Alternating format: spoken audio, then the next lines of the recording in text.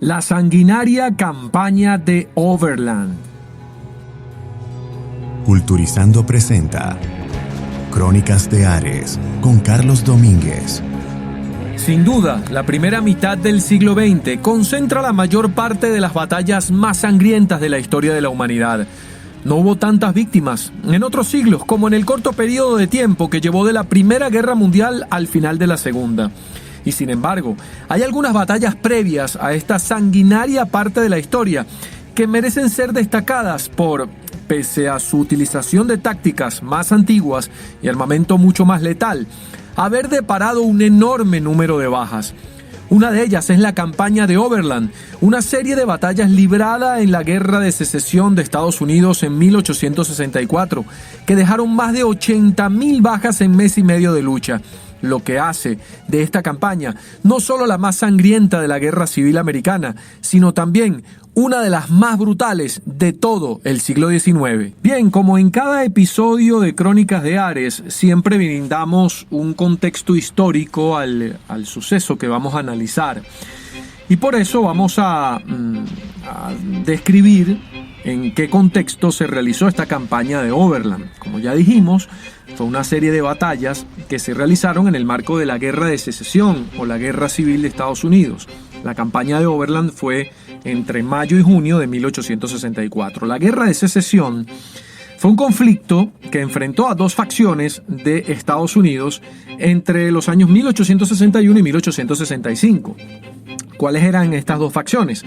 Primero, el Ejército de la Unión, que estaba conformado por los estados que formaban parte de Estados Unidos y se mantuvieron leales a la Constitución, y los estados confederados, que para febrero de 1861 eran 7 estados esclavistas del sur de Estados Unidos, que cada uno declaró su secesión de los Estados Unidos para formar los Estados Confederados de América, o el Sur, como se le conocía. La Confederación, a través de esta guerra de secesión, creció para incluir hasta el final 11 estados esclavistas que fueron los que conformaban esta confederación hasta el final de la guerra. Esta guerra de 4 años produjo un total de 620,000 muertes de militares estadounidenses, aunque algunos estudios recientes aseguran que la cantidad de fallecidos en combate superó los 850,000 muertos. Todavía muchos debaten la causa de la guerra civil. Yo cito al ganador del premio Pulitzer, James McPherson, quien escribió, voy a leer textual: la guerra civil empezó sobre las diferencias de los estados libres y los estados esclavos sobre el poder del gobierno nacional a prohibir la esclavitud en los territorios que no fueron estados. Cuando Abraham Lincoln ganó la elección de 1860 como el primer presidente republicano de una plataforma prometiendo excluir la esclavitud de los territorios, 7 estados en el sur se separaron de los Estados Unidos y formaron una nación nueva, los Estados Confederados de América. La administración de Lincoln y la mayoría de la gente del norte se negaron a reconocer la legitimidad de la sedición.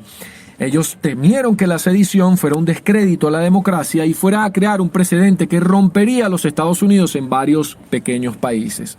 Cierro la cita.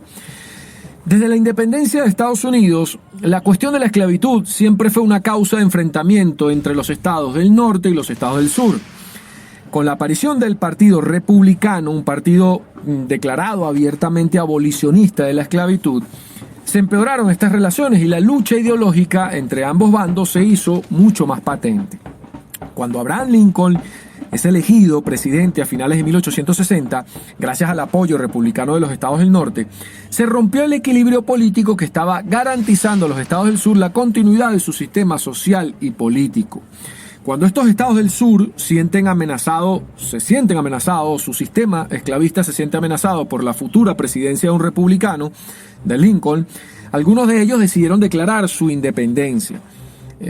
Incluso declaraban que esa decisión abolicionista de la esclavitud era inconstitucional.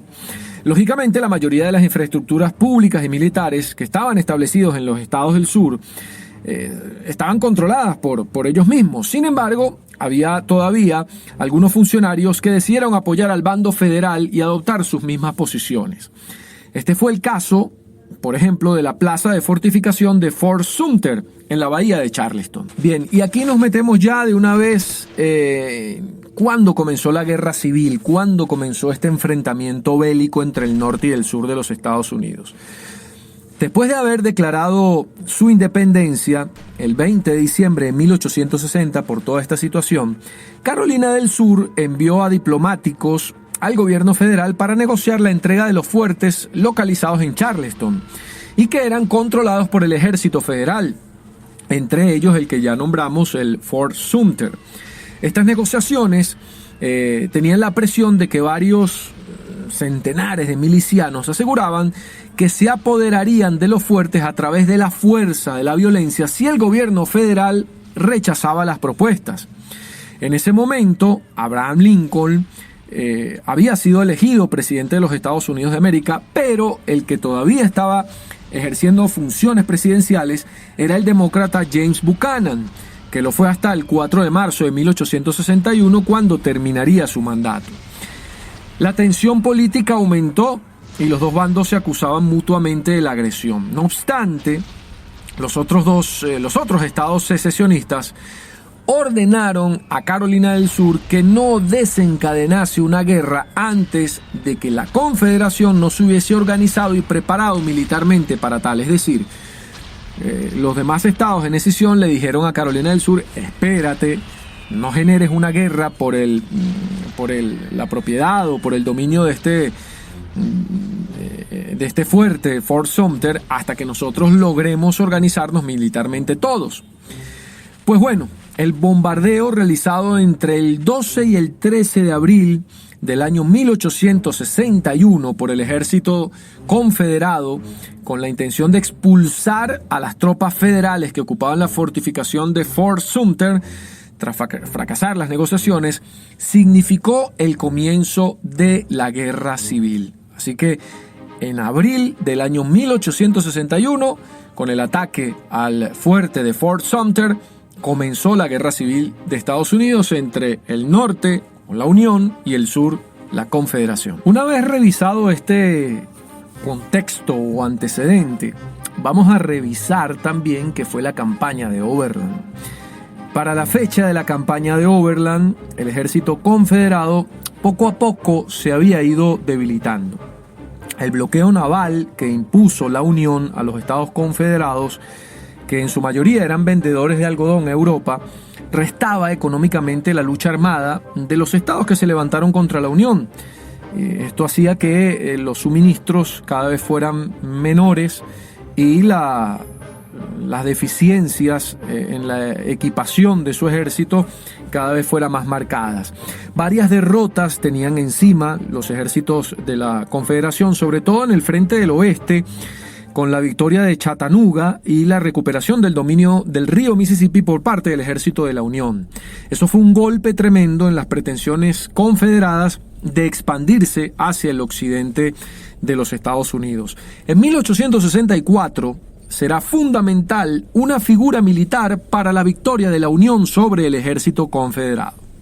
Se trata del general Ulysses Grant, más adelante presidente de la nación de Estados Unidos.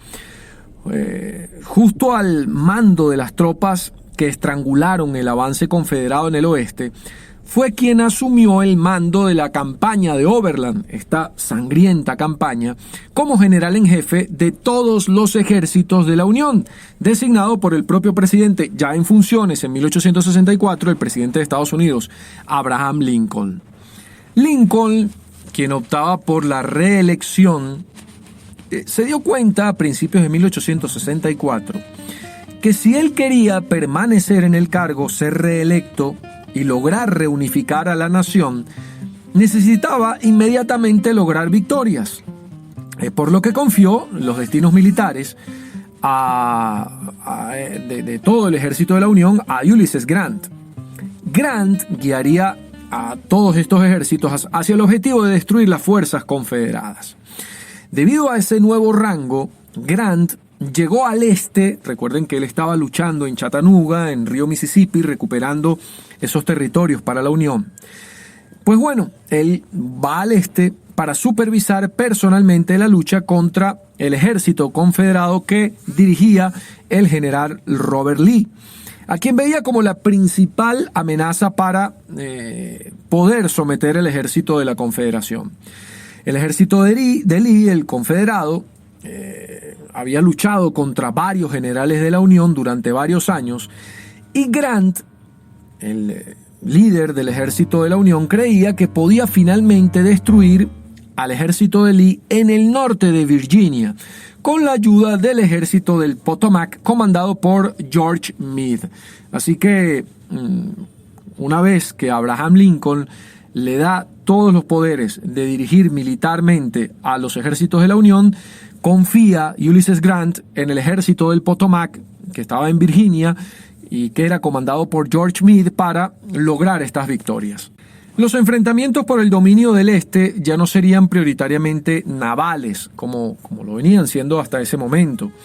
La Guerra Civil de Estados Unidos significó el escenario donde aparecieron los primeros navíos y llamados acorazados de guerra, porque la batalla fue justamente en el mar.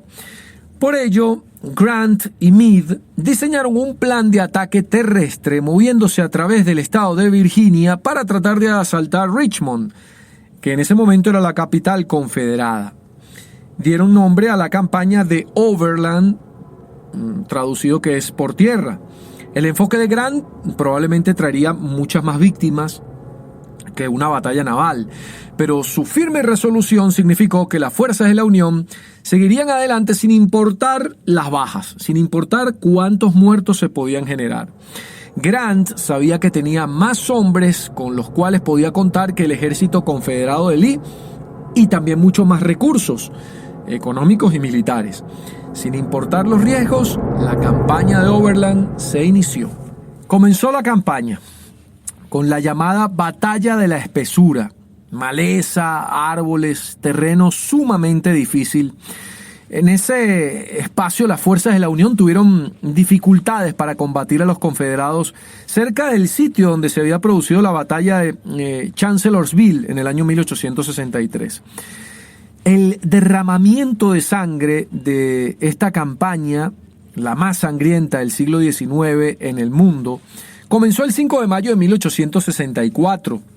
Los dos ejércitos se enfrentaron en una de las batallas más rudas de toda la historia y sobre todo de esta guerra. Los incendios en el bosque, que fueron causados por los enfrentamientos, quemaron a los soldados que estaban heridos vivos, y en esa confusión reinó la desesperación. Fueron 3 días de conflicto y el ejército de Lee, el ejército confederado, pudo detener a la Unión, infligiéndole altas pérdidas. 115,000 soldados del ejército del Potomac, de la Unión, contra 62,000 confederados en el ejército del norte de Virginia. Causaron aproximadamente 18,000. Y bien, comenzó la campaña con la llamada Batalla de la Espesura. En medio de malezas, árboles y terreno difícil, las fuerzas de la Unión tuvieron muchas dificultades para combatir a los confederados. Eso fue cerca del sitio donde se había librado la batalla de Chancellorsville, por allá en 1863. El derramamiento de sangre comenzó el 5 de mayo de 1864, en esta batalla que fue una de las más sangrientas de la guerra civil. Los incendios en el bosque causados por los enfrentamientos quemaron a los soldados heridos vivos y reinó en ese momento la confusión. Durante esos 3 días, el ejército de la Confederación pudo detener a los de la Unión, infligiéndole numerosas pérdidas. Eran 115,000 soldados del ejército del Potomac, de la Unión, enfrentando a 62,000 confederados en el ejército del norte de Virginia. Pues se causaron baja 18,000 soldados de la Unión y 11,400 por el ejército confederado en apenas 3 días de batalla. Las víctimas de la Unión llegaron a ser más numerosas que las de la Confederación debido al mejor conocimiento del terreno por parte del ejército del general Lee, que sin embargo tampoco podían convertirlo en una ventaja por la superioridad numérica que tenía el ejército de la Unión y por la mala visibilidad del lugar. Grant al ver estas numerosas bajas en su ejército de la Unión, no se retiró hacia el norte como generalmente hacía el resto de los comandos militares que batallaban contra el ejército de la Confederación. En vez de ello, trasladó a su ejército hacia el sudeste con la intención de ponerse entre el ejército de Lee, el ejército de los Confederados y Richmond. La decisión de Grant levantó la moral de las tropas unionistas que no habían hecho eso hasta ese momento. Sin embargo, Lee se dio cuenta a tiempo de las intenciones de Grant y reaccionó correspondientemente para evitarlo. Así acabaron llevando inmediatamente la batalla hacia la comunidad de Spotsylvania Courthouse, donde ambos ejércitos se enfrentaron otra vez al día siguiente, el 8 de mayo. Como vamos a ver, esta campaña fue una serie de batallas prácticamente sin descanso. Los combates en Spotsylvania comenzaron el 8 de mayo y escalaron a partir del 10 de mayo después de que el ejército de la Unión pusiese a prueba las defensas del lugar en todos estos días, mientras aguardaban la llegada del resto de tropas, o sea, de los refuerzos. En esos enfrentamientos, que fueron durante 12 días esta batalla de Spotsylvania, generaron la mayor cantidad de bajas en la campaña, siendo un total de 30.000 muertos los que fallecieron en esa batalla de Spotsylvania. Un día de enfrentamientos nada más llegó a concentrar 18 horas continuas de lucha. Esto generó un mar de sangre, por eso es que esta campaña fue tan sangrienta. El ejército de Lee pudo detener finalmente a las tropas de la Unión el 18 de mayo en su último gran ataque y por ello la batalla terminó finalmente el 21 de mayo, cuando Grant se dio cuenta el día anterior que ya no podía avanzar en ese lugar. Fíjense, van 2 batallas y los ejércitos de la Unión no pueden derrotar a la Confederación. Mientras estos combates se realizaban en Spotsylvania, un ejército de caballería de la Unión, dirigidos por el general de división Philip Sheridan, hizo un movimiento audaz hacia Richmond para enfrentarse a la caballería confederada bajo el mando del general de división Jeb Stuart. Así, el 11 de mayo, la batalla de Yellow Tavern se libró. Durante esa lucha, Stuart fue herido de muerte, falleció al día siguiente y su muerte fue un golpe grave para el ejército de Lee, para el ejército confederado y para todo lo que fue la defensa de la Confederación, porque era su líder de caballería. Nada más ahí en esa batalla de Yellow Tavern de un día se produjeron 1,000 bajas entre los 2 ejércitos de caballería. Pues bien, continuamos con esta campaña de Overland. Continuamos con la sangre. La batalla del río North Anna se libró del 23 al 26 de mayo de 1864. El ejército de Grant decidió avanzar hacia el norte, donde está el río North Anna, para tratar de ponerse otra vez entre Lee y Richmond. Estaba justamente a 32 kilómetros al sudeste de Spotsylvania, donde se había realizado la última batalla. El general Grant sabía que el centro ferroviario era crucial para los suministros del general Lee, justamente ahí donde estaba el río North Anna. Pues bien, Grant estaba haciendo de esta manera lo que otros comandantes de la Unión no habían hecho desde 1861, y era asegurarse de que el ejército de la Confederación estuviera en constante acción para evitar que se reequipara. Más de 5.500 bajas se produjeron durante nada más que 3 días en esta guerra de desgaste en la que Grant esperaba que el ejército confederado fuera diezmándose. Grant se movió hacia el sudeste, hacia Cold Harbor, con la esperanza de vencer allí al ejército de Lee. Cold Harbor estaba solamente a unas pocas millas de Richmond. Recuerden que Richmond era la capital de los países confederados, en este caso los estados, confederados.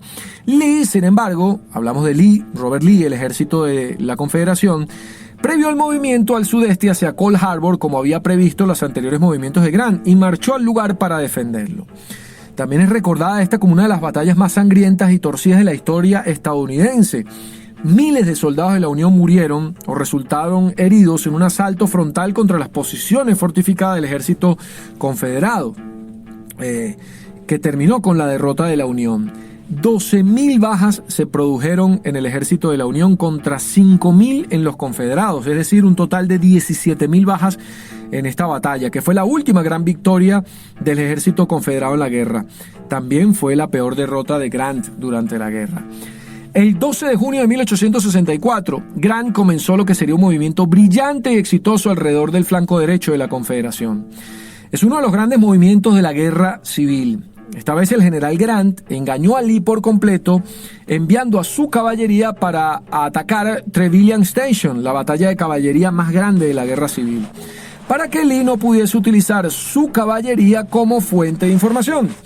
Dejó además algunas tropas atrás para retener la atención al general Lee al norte del río James y luego movió a su inmenso ejército otra vez hacia el sudeste en dirección hacia el río James. ¿Qué fue lo más importante aquí? Los ingenieros de la Unión pudieron construir entre el 14 y el 15 de junio uno de los puentes más impresionantes de toda la guerra, a través del río James cerca de Weyanoke. Una proeza de ingeniería que dejó a los oficiales de ambos lados asombrados. Gracias a ese puente de más de 1 kilómetro de largo y de más de 3 metros de ancho, el general Grant pudo hacer cruzar a todo su ejército durante el 15 de junio, aunque no pudo aprovechar la situación una vez pudieron cruzar el río y tomar Petersburg, que era el centro de provisiones para Richmond, la capital de la Confederación, y seguir así tomarlo por la presencia de tropas en el lugar y por la posterior llegada del ejército del general Lee. La campaña de Overland terminó con la batalla de St. Mary's Church el 24 de junio, cuando los confederados superaron a parte de la caballería de la Unión que venía de Trevilian Station. Sin embargo, aún así no pudieron detener el progreso del ejército de la Unión hacia el río James. Y hay algo importante aquí, pues justamente con la finalización de la campaña de Overland prácticamente se debilitó el ejército del general Lee y de toda la Confederación. Costó numerosas bajas. Fue la campaña militar más sangrienta de todo el siglo XIX. Y no solamente en Estados Unidos, sino a nivel mundial. Aunque Grant fracasó en sus objetivos, aún así había conseguido establecerse en el este de Richmond y de Petersburg sin que el general Lee pudiese hacer algo al respecto. De esa manera, Grant consiguió poner bajo directa amenaza a Richmond, la capital de la Confederación. Como consecuencia, Ulysses Grant, a pesar de las victorias tácticas que consiguió su rival, Robert Lee, consiguió estratégicamente, a pesar de todo, muy importante y decisivo éxito hacia su objetivo de vencer a Lee y tomar Richmond más tarde, sin que Lee, debilitado por los combates, pudiese hacer algo al respecto, que bajo la nueva situación no tuvo otra opción que hacer desde entonces una guerra exclusivamente defensiva en la región. Se dice entonces que a partir de ahí fue el comienzo del fin de la Confederación y de esta batalla, de esta guerra civil que terminó con numerosas muertes y Estados Unidos desquebrajado.